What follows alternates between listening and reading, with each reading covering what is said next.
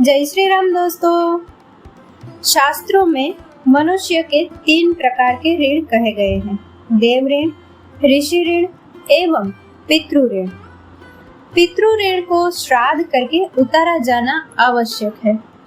वर्ष में एक बार पितरों की मृत्यु तिथि को जल, तिल, जौ, कुश और पुष्प से श्राद्ध करके गोग्रास देकर 3 या 5 ब्राह्मणों को भोजन करा देने मात्र से यह ऋण उतर जाता है। पितृगण इतने ही कार्य से प्रसन्न होकर अनुकंपा करते हैं। पुत्र को चाहिए कि वह माता पिता की मृत्यु की तिथि को दोपहर काल में, जब सूर्य की किरणें पैरों पर स्पर्श करती हो, श्राद्ध तर्पण करना चाहिए। श्राद्ध की महत्ता बताती एक पौराणिक कथा सुने।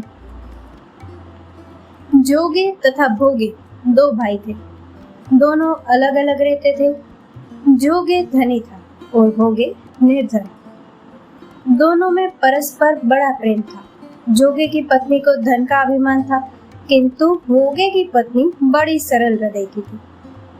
पितृपक्ष आने पर जोगे की पत्नी ने उससे पितृ का श्राद्ध करने के लिए कहा, तो जोगे इसे व्यर्थ का कार्य समझकर टालने की चेष्टा करने लगा।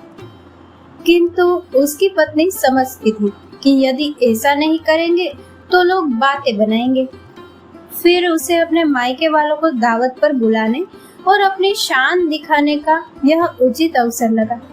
अतः वह बोली, आप शायद मेरी परेशानी की वजह से ऐसा कह रहे हैं, किंतु इसमें मुझे कोई परेशानी नहीं होगी। मैं भोगे की पत्नी को बुला लूंगी, दोनों मिलकर सारा काम कर लेंगी। फिर उसने जोगे को अपने पीहर न्योता देने के लिए भेज दिया। दूसरे दिन उसके बुलाने पर भोगे की पत्नी सुबह सवेरे आकर काम में जुट गई। उसने रसोई तैयार की, अनेक पकवान बनाए, फिर सभी काम निपटाकर अपने घर आ गई। आखिर उसे भी तो पितरों का श्राद्ध तर्पण करना था। इस अवसर पर न जोगे की पत्नी ने उसे रोका, न वह रुकी। शीघ्र ही दोपहर हो गई। पितर भूमि पर उतरे। जोगे भोगे के पितर पहले जोगे के यहाँ गए तो क्या देखते हैं कि उसके ससुराल वाले वहाँ भोजन पर जुटे हुए हैं। निराश होकर वे भोगे के यहाँ गए। वहाँ क्या था? मात्र पितरों के नाम पर अंगियारी दे दी गई थी। पितरों ने उसकी राख चाटी और भूखे ही नदी के तट पर जा पहुंचे।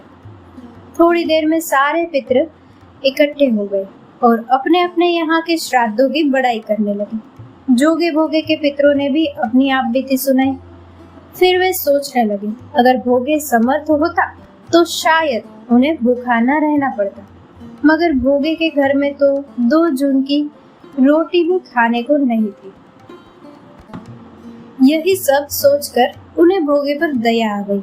अचानक वे नाच नाच कर गाने लगे, भोगे के घर धन हो जाए, भोगे के घर धन हो जाए। सांझ होने को हुई।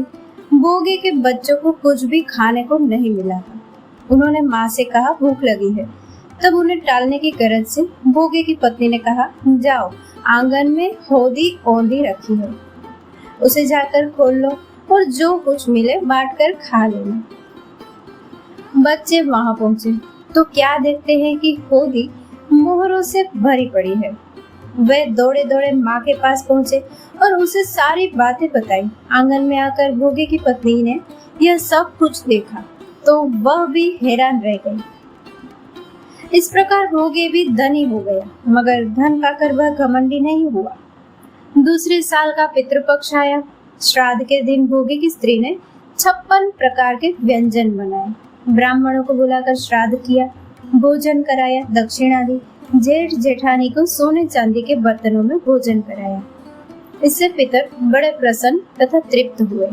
रात को जेठानी भोगे द्वारा किए श्राद्ध की प्रशंसा करने लगी तो जोगे ने कहा, उसने सिर्फ श्राद्ध नहीं किया, तुम्हारे मुंह पर थूका भी है।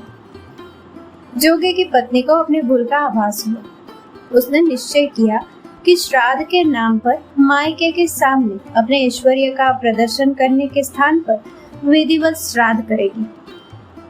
अगले साल पितर आए और दोनों बेटों द्वारा किए श्राद्ध से प्रसन्न होकर उन्हें सुख संपत्ति और आज्ञाकारी संतान का आशीर्वाद दिया। दोस्तों, इस कथा को लाइक, शेयर और हमारी चैनल को सब्सक्राइब करना ना भूलें।